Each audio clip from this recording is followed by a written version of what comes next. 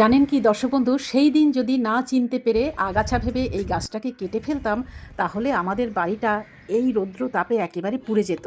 মাত্র কয়েক বছর আগে আমাদের বাড়ির পাশে মানে বিল্ডিংয়ের সাইডে একটা ছোট্ট গাছ নিজে থেকে গজিয়েছিল। প্রথমে তো আমরা তাকে চিনতেই পারিনি, ভেবেছিলাম সাধারণ কোনো আগাছা হবে। কিন্তু জানেন তো, একদিন এক মালি এসে বলল, এই গাছটা কিন্তু কাটবেন না, খুব দামি গাছ এটা। আর এই কথা শুনে সেই দিন থেকে আমরা এই গাছটাকে কাটিনি। আর না কাটার ফলে যা হয়েছে এই দেখুন না, কীরকম আমাদের রেইন পাইপ বেয়ে একেবারে উঠে গেছে ছাদে, যেন আকাশ ছুতে চায়। এখন এমন অবস্থা হয়েছে যে দোতলার ছাদে দাঁড়ালে মনে হয় একটা দেয়াল জুড়ে পুরো সবুজের সমারোহ। আর তিনতলায় নিজের চোখেই পরখ করে নেবেন।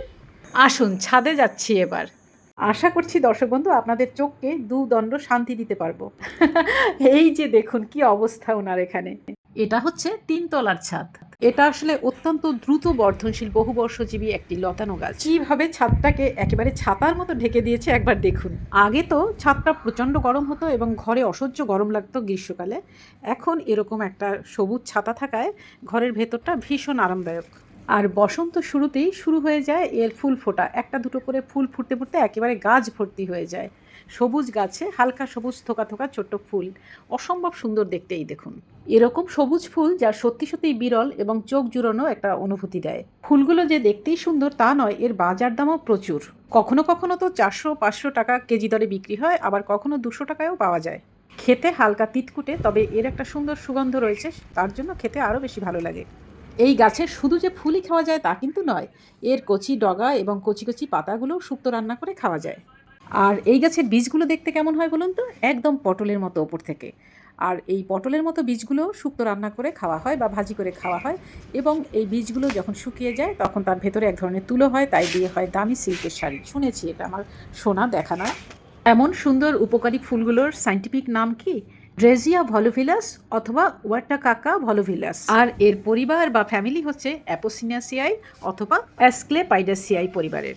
সব থেকে খুশির কথা হচ্ছে, এই উদ্ভিদ থেকে আমরা যে শুধু সাধারণ খাবার পেয়ে থাকি তাই নয়, এতে রয়েছে অসাধারণ সব ঔষধি গুণাগুণ, আর যা আশা করি এর আগে আপনি অন্য উদ্ভিদে কম পেয়েছেন। যুক্তি ফুল বা এর কচি ডগা খেলে আপনি যে সমস্ত উপকারগুলো পাবেন তা হচ্ছে লিভার ভীষণ সুরক্ষিত থাকে, ভালো থাকে। আর অনেক সময় লিভারের ভেতরে যে কৃমি হয় সেই কৃমি দূর হয় এই ফুল পাতা খেলে, এবং সাধারণ কৃমিও দূর হয়ে থাকে।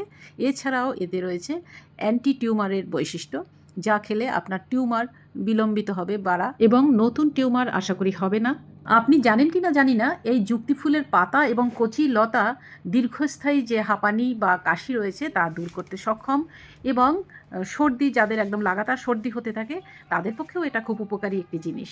এমনও শোনা গেছে যে এই যুক্তি ফুল গাছের পাতা ফোড়ার উপরে দিলে তা দ্রুত পেকে যায়, এবং টিউমারের উপরে দিলেও উপশম পাওয়া যায়। এমনকি খোস পাচড়া বা একজিমার মতো চর্মরোগের ক্ষেত্রেও এই পাতার ব্যবহার রয়েছে। আর এর পাশাপাশি এটা একটা শক্তিশালী রক্তের শর্করা এবং কোলেস্টেরল নিয়ন্ত্রক।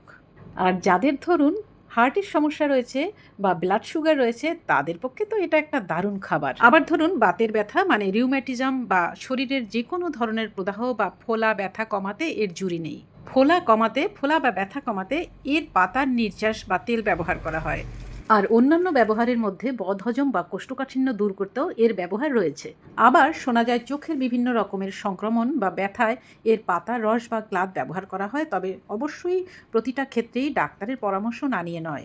শোনা যায় সাপের কামড় বা বিষাক্ত পোকামাকড় কামড়ালে এর মূলের রস মানে শিকড়ের রস প্রতিষেধক হিসেবে কিছু ক্ষেত্রে ব্যবহার করা হয়। আমাদের এই গাছটাতে বছরে 2বার যুক্তিফুল হতে দেখা যায়।